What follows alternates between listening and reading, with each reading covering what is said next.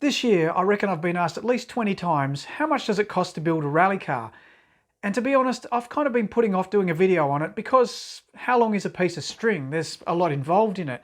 However, I think now's the time to peel back the layers and really get stuck into it. So this is a video on how much does it cost to build a rally car.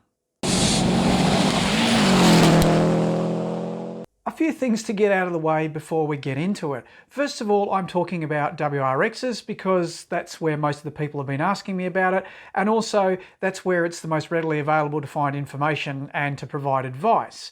Also, this is for WRXs up to around the 99 mark and for state championship level, because national level and anything after the year 2000, there are a few more safety requirements which require a fair bit more expense to do with the fire extinguishers. And I've covered that in another video. I'll put a link up here on the fire extinguisher situation. First off, this doesn't cover any labour. This is for you to build a car in your shed at home and all the parts are bolt on. Some of the parts are a requirement for the rules and some of them are nice to haves or recommendations that we'd fit automatically. This isn't an extensive list and I'll cover the bits and pieces that I think you would probably also need as well. Oh, and I'm not including the purchase price or any of the major mechanicals, engine, gearbox, turbo, or any of the driveline in this. I'm also quoting prices that are all brand new, and a great deal of these have come off the net, so you can find them for yourself as well. And I'm going to run this in most expensive to least expensive. Now, whenever anybody builds a car, the first thing I say to them is spend as much money as you can on your safety and your handling. So therefore, your roll cage structure and your suspension should be the two most expensive parts of the car. Kicking off with the suspension, you need something that works well and is reliable. You don't want to have failures and to have to keep rebuilding it. So while you can buy suspension for maybe 2 or 3 grand, it stretches anywhere from that sort of price to 20. I'm going middle of the road for a remote canister 50mm suspension, and it's going to set you back around about $5,300 for a set. Next is the single most important piece of safety equipment, the roll cage. Now, it doesn't matter whether you're doing state level or national level now, with the Motorsport Australia rules, they're all the same in terms of roll cages. So therefore, the roll cage will set you back $4,400 for a bolt-in cage, and that's excluding freight. And while we're talking safety, you're going to need a set of race seats. Now, they're roughly about $750 each, which works out to about $1,500 for a pair. With the WRX, there is a bit of a quirk when it comes to the wheels. Anything up to about early 98, you can get away with the 15-inch factory wheels. However, over that, you need to get a set of wheels that fit over the big brakes and can handle 15-inch gravel tyres. So therefore, a set of wheels for 5 will cost you about $850.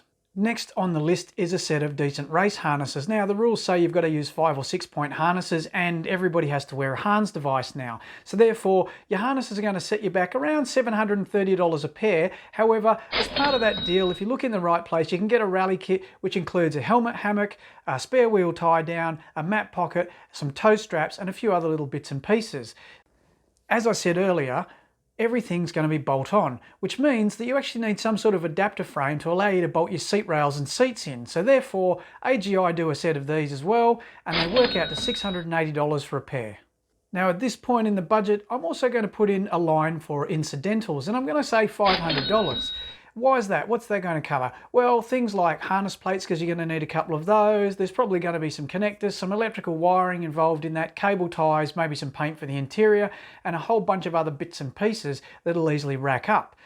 A sump guard is an absolute must for gravel rallying. Now, you can make whatever you like. However, going with the bolt-on theme, we do one for $330 and it bolts straight in. Onto the list of the first of our recommended upgrades. Now, yes, you can go racing on your standard road brake pads. However, I wouldn't recommend it. Best thing to do is upgrade the brake pads, and then you've got peace of mind that when you put your foot on the brake, the car's going to stop. And therefore, the cost of that is around $185. Back to our list of must-haves, and while you've got the seats and you've got the seat frames, you're going to need some seat rails to bolt your seats in, and 2 sets of those is going to set you back $180. Also on the list of recommended upgrades is to replace all the factory rubber brake lines with braided stainless steel. A full set of 4 will cost you about $178.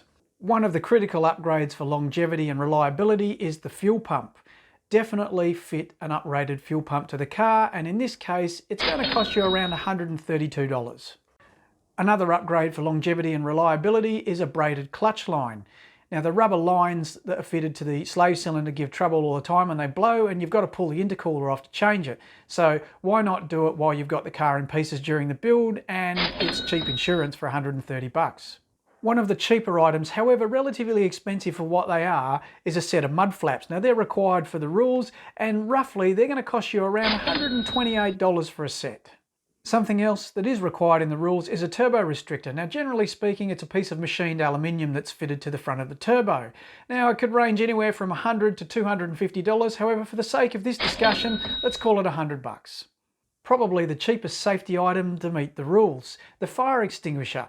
Now generally speaking, we fit two 1 kilo dry chemical powder extinguishers. You can buy them from your local auto parts store, and they're around $30 each, so giving us a total of 60 bucks. Down to the last thing on my list, and the cheapest, and it's an upgrade. Basically, the factory plastic boost hoses from the intercooler to the turbo are not very reliable, and therefore if you've got the intercooler off while you're doing the braided clutch line, then it's worth doing the silicone hose upgrade as well. A set of those off eBay will cost you about 50 bucks. Well, that's basically the spending done to get a basic rally car together. That is not the end of the story, and I'll cover that in a sec. And where does that leave us with the dollars and cents? Well, effectively, there's about $15,500 worth of parts. So what else is going to chew up the cash? Well, for a start, I only quoted on 5 wheels, and the reality is you probably need about 8 wheels to do it properly. You also need tyres as well, and there's all sorts of different tyres out there, and you can buy second-hand rally tyres if you look in the right places. There's also a few other things that you're going to need. Things like an intercom. You're also going to need some sort of rally computer, and that might be as easy as using a tablet with an app, or it might be buying a full GPS system. You're also going to need additional lights, whether they be light bars on the bonnet or whether they're going to be light pods or some other form of lighting. And if you've got additional lights out front of the car, you're also going to need a map reading light in the car for the co-driver. Now earlier I talked about the sump guard, yes, however depending where you live you may need some additional underbody protection. Places like Western Australia where the gravel is very abrasive, having a few extra sheets underneath the car protecting vital components is definitely worthwhile, particularly around the fuel tank, because otherwise that can take a right pounding. Also, you want to keep cool in the car, or at least keep the car pressurised, so a roof vent is a great idea as well. Hopefully I've clarified some of the costs around building a rally car. Now I've talked about the WRX obviously, however it doesn't matter in a lot of regards what kind of car that you built, a lot of the costs are very similar. Each car has its own quirks and will need bits and pieces in it, but the base costs for suspension and safety equipment is pretty much the same. So I hope that makes some sense. Thanks very much for watching. It's much appreciated for all the support for the channel. Please like, give us a thumbs up and subscribe, and click the notification bell too. That'll let you know when we upload new videos, and I'll catch you again soon. Cheers.